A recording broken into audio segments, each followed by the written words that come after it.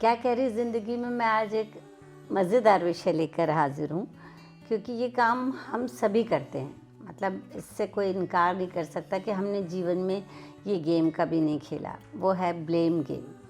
यानी हम दूसरों पे दोष, अक्सर ये होता है कि जब हमारी गलती होती है तो हम अक्सर दूसरों पे ब्लेम करने की कोशिश करते हैं और उससे फंसाने की कोशिश करते हैं। ऐसा बहुत बार होता है, बचपन से लेकर बुढ़ापे तक ये होता है। तो जब से आँख खोलता है बचपन, ब्लेम गेम खेलना शुरू कर देता है। ये ख़्याल मुझे अपने घर में एक छोटे से बच्चे को देखकर आया। अमूमन हम 2 तरह के ब्लेम गेम खेलते हैं। एक अपनी गलतियों को छुपाने के लिए दूसरों पे इल्ज़ाम लगाते हैं, या बिना गलती किए सारे इल्ज़ाम खुद पे लगाते हैं। अब साथ को गले लगा लेते हैं, यानी पूरे समय खुद से कहते हैं आई एम रॉन्ग, और दूसरे आत्मविश्वास से कहते हैं, जो कि गलत होते हुए भी वो कहते हैं आई एम ऑलवेज राइट। अर्थात ब्लेम गेम की नींव है आपके बचपन में डाले गए विचार। माँ बाप कुछ बच्चों को सिखाते हैं कि तुम कभी गलत हो ही नहीं सकते। कुछ माँ बाप जो हैं, जो छूटते ही कहते हैं ज़रूर तुमने किया होगा। तो बच्चे पे जब ब्लेम किया जाता है तो वो शुरुआत में वो विरोध करता है, फिर धीरे धीरे जो है वो भी इस बात को स्वीकार करने लग जाता है और इससे परेशानी हो जाती है। बचपन निर्णय लेता है कि अब वो सारी गलतियों के बाद भी सही रहेगा और अपना ठीकरा दूसरों के सर फोड़ेगा, यानी वो दूसरों पे ब्लेम करेगा। माँ बाप ने उस पर ब्लेम किया, अब वो बचपन दूसरों पे ब्लेम करना शुरू कर देता है। या कई बार ऐसा भी होता है कि सब कुछ कहीं सही करने के बाद जब सब उस पर ब्लेम करते हैं तो वो डर जाता है और डरा डरा सा रहने लगता है और बचपन दब जाता है और दूसरों की गलतियाँ भी अपने सर ले लेता है। फिर आता है स्कूल, जहाँ झूठ बोलने की और दूसरों के मत्थे ब्लेम लगाने की बहुत बड़ी परंपरा है।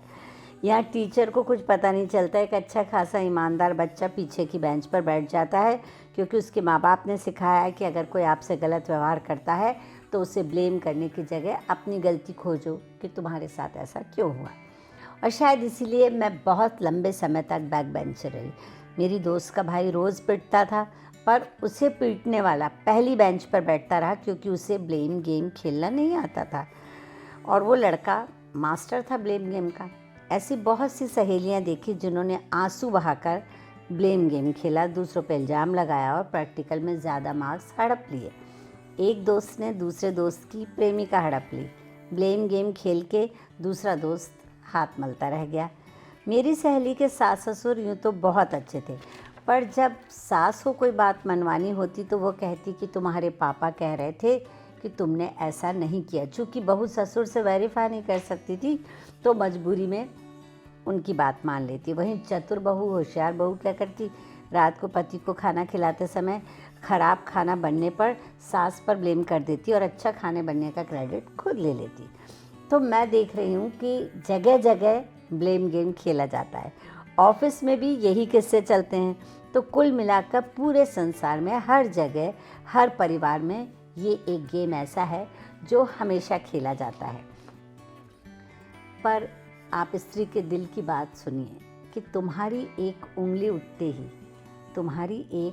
उठते ही अपराध बोध से घिर जाती हूँ। कसूर क्या था मेरा? ज़िंदगी के पन्ने उलटती रह जाती हूँ। अकेले में खूब प्रैक्टिस करती हूँ कि अब की बार गलत बात नहीं सहूँगी। वो फिर लगा देते हैं नई तोहमत, मैं फिर गुफा में बंद हो जाती हूँ। सोच रही हूँ अब की दर्पण बदल लूँ, चुनूँ ऐसा आईना जिसमें मैं निडर दिखूँ। तुम्हारी झूठी उंगली झटक कर चल दूँ, बिना किसी को सफाई दिए खुद की पीठ थपथपाऊँ। शुरू कर दूँ खुद को सही मानना, फालतू के लोगों को तवज्जो ना दूँ। सोचती हूँ अब की बार बगावत कर ही दूँ। तो मुझे किसी ने सिखाने की कोशिश की थी कि इससे पहले कि आप पर कोई एक उंगली उठाए, आप उस पर 4 उंगली उठा दीजिए। पर ये स्थायी उपाय नहीं है, बस एक ही उपाय है। आप अगर सही हैं तो ज़ोरदार ऊंची आवाज़ में ब्लेम लगाने वाले से अपनी बात कहें, स्पष्टीकरण ना दें। सिर्फ गलत बात के विरोध में 2 लाइन कहें, अपनी गलती ना मानें। ज़्यादा बहस हो तो उठ के चल दें। आप क्या हैं, आपसे बेहतर कोई नहीं जानता। इसलिए रोज़ सुबह सवेरे उठ के पूछते रहें खुद से, और क्या कह रही है ज़िंदगी।